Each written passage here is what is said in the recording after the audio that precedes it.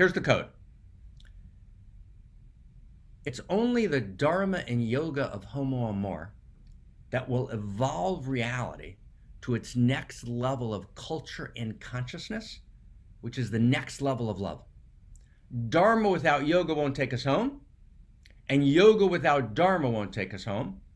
Dharma is the best story of coherence and value ever told, and yoga is the best practice of coherence and value ever enacted.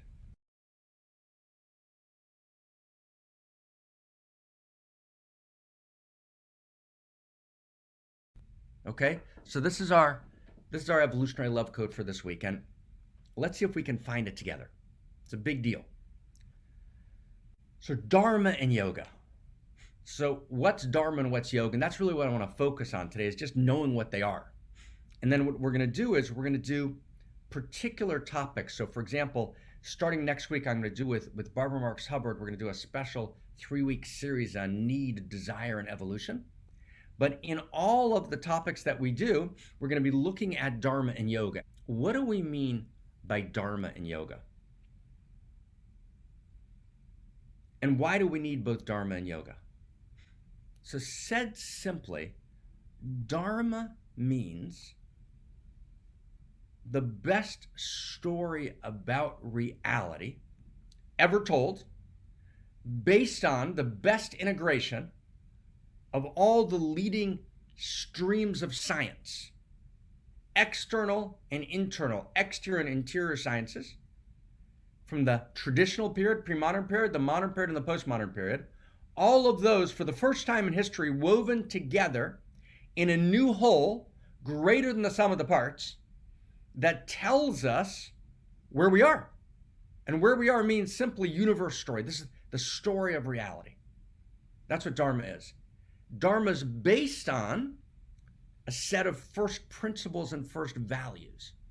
Eros, intimacy, the evolution of intimacy, goodness, freedom, choice, right? There's a set of first principles and first values that come together. They're the building blocks, but they come together in a particular configuration with a particular plot line. And that plot line is the story. Now,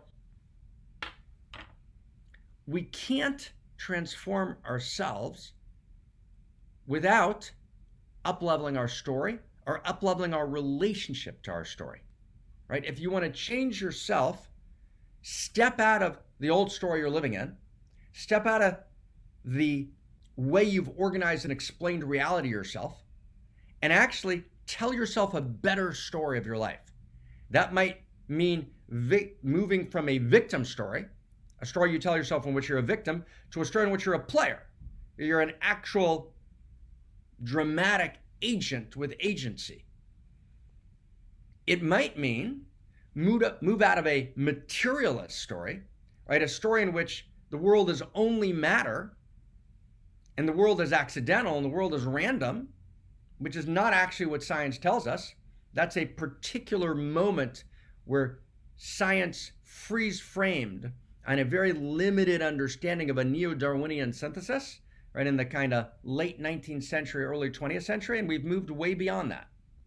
So if you're stuck in a materialist story in which reality is only material and everything else is an illusion, and when you die, it's all over, and it was all fundamentally a tale told by an idiot, full of sounds and furies signifying nothing, well, then that story is going to define your life.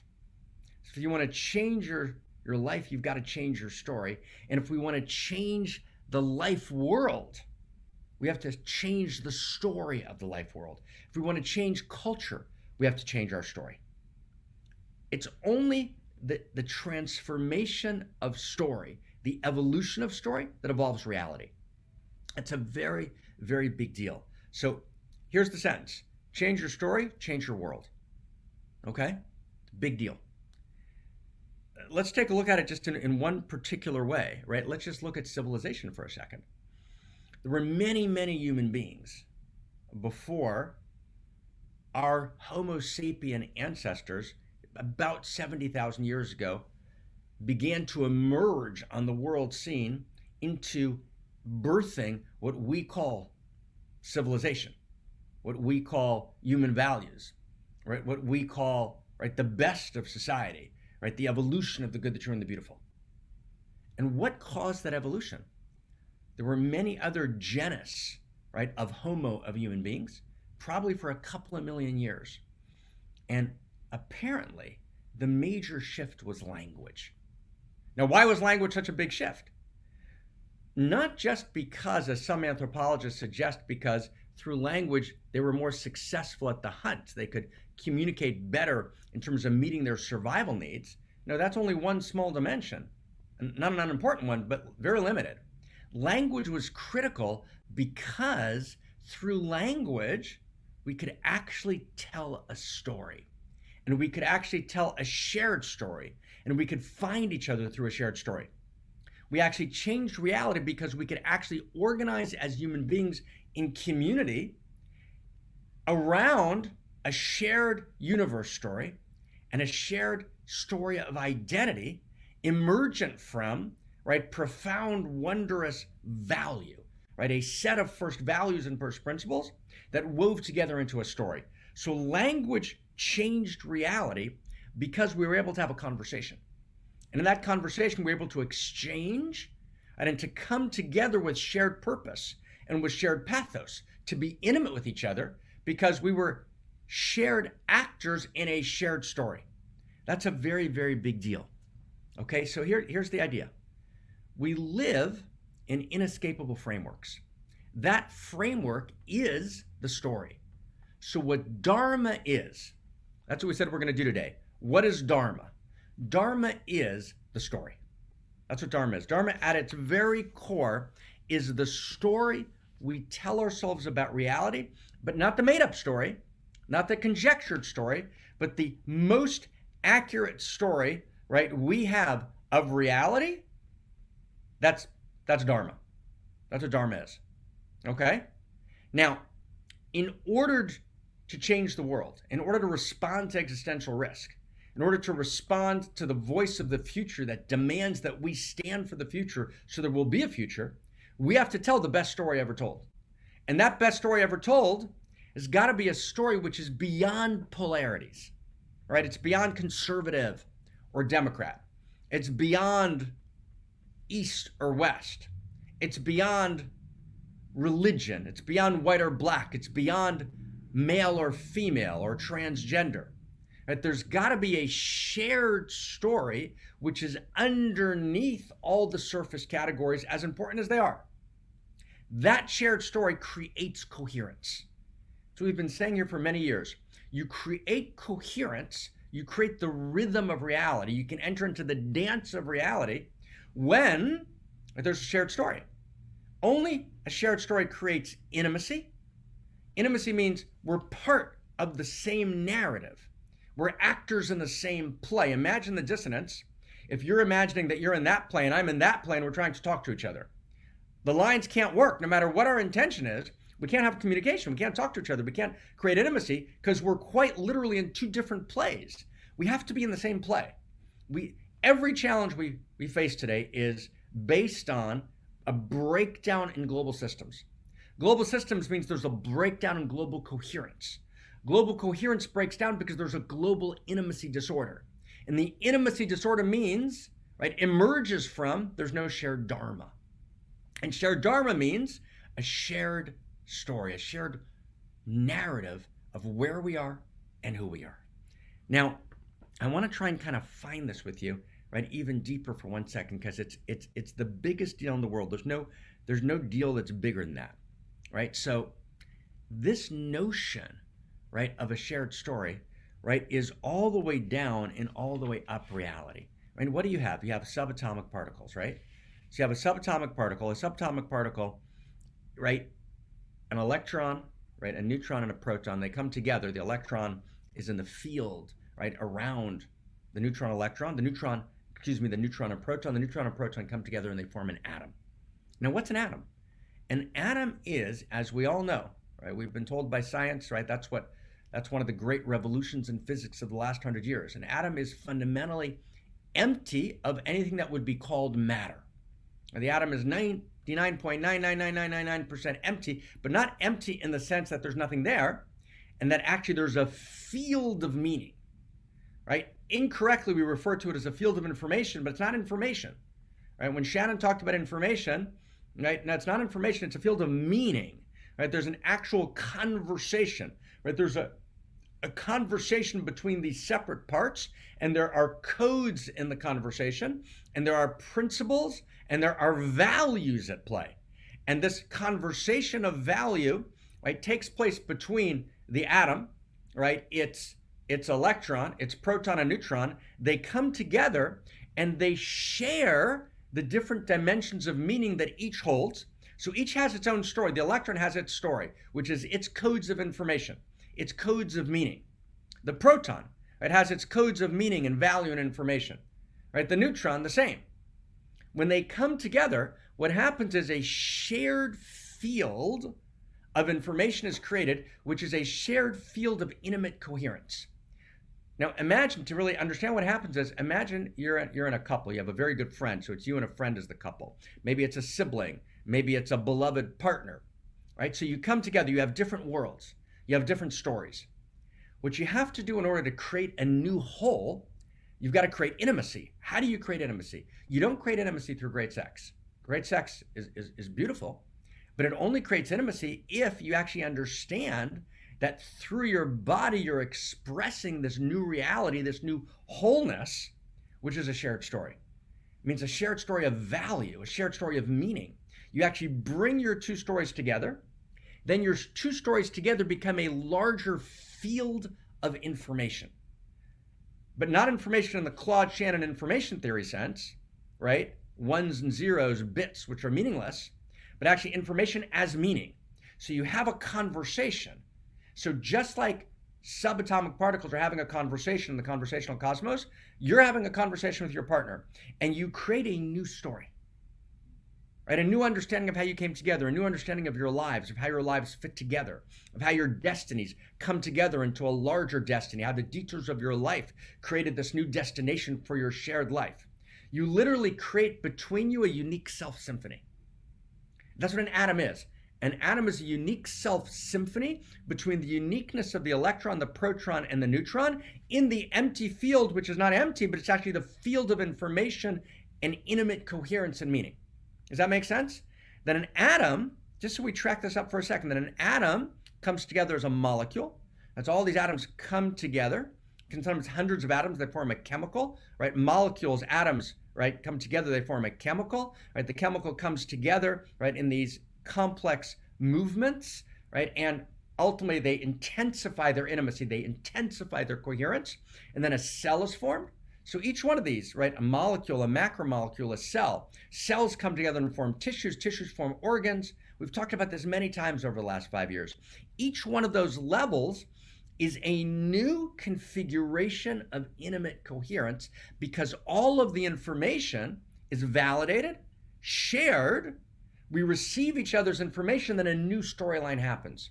Couplehood that breaks down is because there's a breakdown in the plot line, in the sharing of information, right? New coherence can't be created.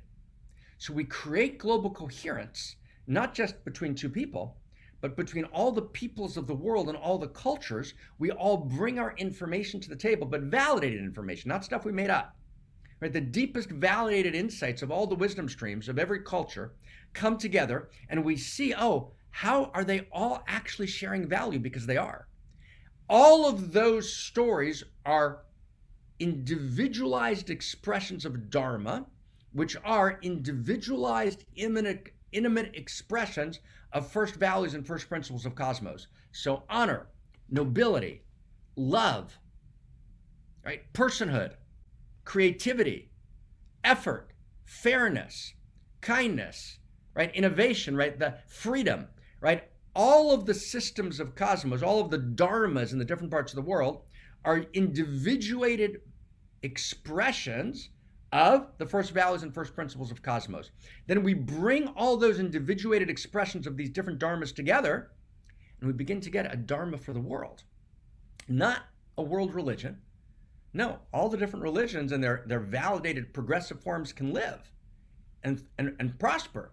but they're part of a larger framework, which is a shared story. And it's only that kind of shared story that heals the global intimacy disorder. Because what is a shared story? It's a Dharma. A Dharma is all of the shared stories, right? All of the Dharmas brought together in a new meta overarching Dharma that weaves everything together. And then we have a new score of music, right? A new score of music, a tune we can all whistle, right? A melody, right? We can all sing. And in that melody, there's lots of subplots, right? There's lots of pieces of the symphony, right? There's lots of instruments, but it's the same basic score that we're all playing. Now, in a world of 7.7 billion humans, if we don't actually have a shared score, right, we will self-destruct. That's the dystopia. The only way to go from dystopia to create music unlike the world's ever heard, music which is the mathematics of intimacy, a shared score, is to actually articulate a shared Dharma. But then, that's not enough. Here's the last piece. But then that Dharma's got to become part of my body. It's literally got to become part of my body. I've got to actually know it in my body. I can't know it in my mind. I've got to actually get out of the habit of being my small self. You got to get out of the habit of being yourself, which is usually your small self contracted, myopic. I've got to actually learn the melody of cosmos, and then I've got to learn it uniquely as me, as my unique note in that melody. To do that, I have to practice. I've got to do yoga. Yoga means the way that I regularly, every single day, practice the story. The story doesn't mean anything until we live it in the story of our personal life. I live it in the story of my personal life by practicing. Right? I practice, I make it part of me. Right? That's yoga. Now, if we tell the best story, but we don't have practices, right, then the story's not going to take. So we have to not just have practices, which is lots of the New Age had lots of practices, but no Dharma. Right? Lots of, like, the best leading edges of philosophy had the beginnings of decent world stories, right?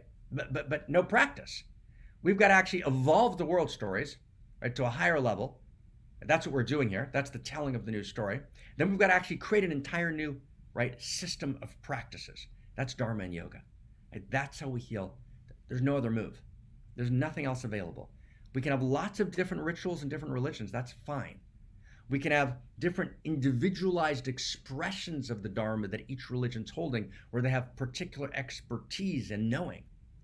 But underneath it and beyond it all, we need Dharma and yoga, which is a shared universal story, which is the universe, a love story, the amorous cosmos, right? Which begins at the subatomic level, the first moment of the Big Bang and before, and goes all the way up the evolutionary chain. Right? The intimate universe driven by the progressive deepening of intimacies. That's shocking. And then we've got to actually have practice yoga that enacts it. So what we're going to do in the coming weeks, we're going to take specific topics and we're going to approach them from the perspective of Dharma, right, and yoga, right? And we're going to try and enact together a set of yogas and a set of Dharmas for the amorous cosmos, for the intimate universe. Now, last sentence, and we're going to go to Krista Joseph, and I'm madly excited to be with you, like madly honored to be with you, right? Madly just beyond delighted, and I'm trembling. And I'm trembling. We're trembling before she. Who can feel that? Who can feel trembling before she? Right, Jamie, can you feel trembling before she? Right, together like it's, oh my God. Right? You think this is happening every place. It's not. People are, and lots of people are doing good things out there. There's lots of good people. And we haven't articulated a shared story, which is based on a shared set of first principles and first values that are intrinsic to cosmos. That are not conjecture, that are not made up. Right? So we've got to move beyond the fallacy that all values the social construction of reality. We have to articulate first principles and first values, but not be regressive, right, and say it's based on the old versions of natural law. We got to get beyond that and actually establish these first principles and first values as the adjectives and verbs of the new story, which becomes the matrix of the global ethos for the global civilization. And then we've got to not just tell the story, but we actually have to enact the story in practice every day, right? A set of practices every day. So that's what we're going to do. And we've done a lot, right? Obviously, we've done many pieces of this in the last 240 weeks. We've done many practices and many pieces of Dharma. But now we're going to take this to the next level. And every week we're going to, okay, this is the Dharma and this is the yoga. Okay? So the yoga for this week is the practice of telling the story. Right? That's the first yoga. The first yoga is Dharma. Okay? We're going to get to specific yogas next week, which are more formal practices, but just for this week, I'm going to end with that. The first yoga is the Dharma, right? Is to actually tell the story. So now I want to invite everyone to do something this week, okay? Which is to actually write a one page, not more than one page, sacred autobiography of your life.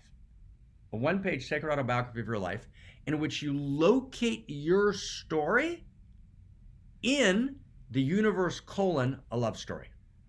So if you've been with us, or you can get one of the books, you can get Return to Eros or Loving Your Way to Enlightenment. Maybe someone can put the links to them in the chat box, right? Or Unique Self, right? But actually to write your story in one page. If a page is too much, write it as a one paragraph mission statement. Write your mission statement, but locate your story, not just in your separate self, and not just in your ego self, not just in your materialist self that's lost in matter, which is not infused with the energy of information and meaning, the intimate coherence that actually animates matter.